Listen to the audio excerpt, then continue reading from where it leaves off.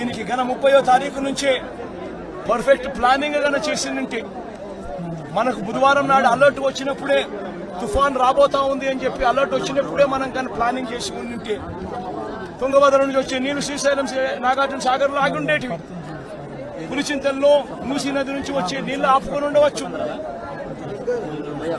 తర్వాత ఉపనదుల నుంచి వచ్చే నీళ్లు ఏదైతే ఉందో ఆ ఉపనదుల నుంచి వచ్చే నీళ్లు పారినా కూడా ఇంత తీవ్రమైన డ్యామేజ్ ఎక్కడా కూడా ఉండే పరిస్థితి కూడా ఎక్కడా ఉండదు.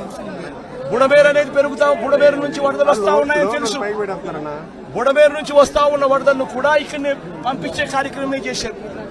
శనివారం రాత్రి ఒక అలర్ట్ లేకుండా, ఒక సిగ్నల్ లేకుండా నీళ్లు బుడమేరు నుంచి గేట్లు ఎత్తేశారు.